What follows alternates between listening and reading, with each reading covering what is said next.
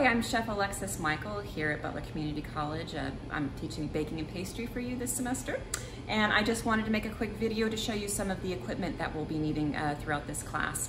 Since you are going to be doing your assignments at home, I wanted to make sure that you're just going to be prepared. A lot of these things you will already have in your kitchen, I'm sure, but I just want to make sure that it's clear which kind of items that we're going to need. I'll be sending a list as well in the email that this video is included in, but just so that there's clear communication, you can see the items I wanted to shoot this video.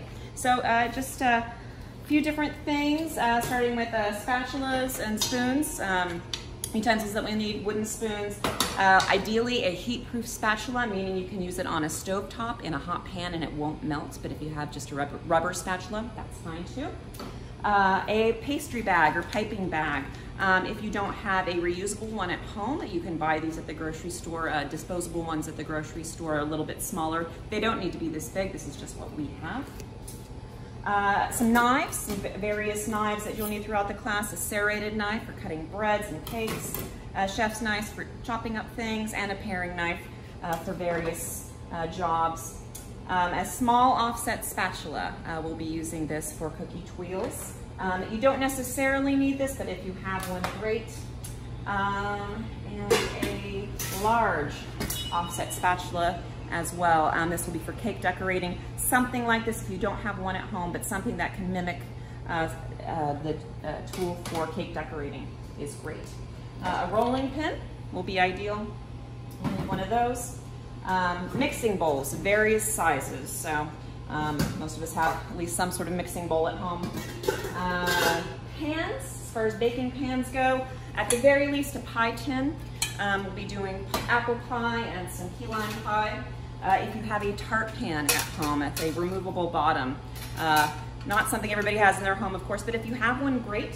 You'll be able to use that. Cake pans, I would like you to have either two circular cake pans or an angel food cake pan. You don't need to have both, but so you can accomplish our cake portion, have at least one of those. A baking pan of some kind, a square or rectangular one. Standard size is 13 by 9 inch, and that's fine. Something that you'll be able to bake brownies or bar cookies in. A loaf pan for bread baking. A sheet tray of some kind. This is a standard industrial sheet tray that we use in the industry, but if you have cookie sheet trays about this size, that should work as well too. To line those pans, we will be using parchment paper. This is a full-size sheet tray parchment paper. You can buy parchment paper in the grocery store, in the wax paper and cellophane section of the store. Comes in rolls. If you happen to have Silpat at home, this is also a pan liner that we use when we do cookie twirls. I'll probably be using those, but I won't make that a mandatory item. Those can be kind of pricey. Oh, and please do have a saucepan of some kind. We'll be cooking on the stove top, so a medium size. Ideally, if you have a small one as well, that will work too. And then a couple of other things down here I forgot to mention.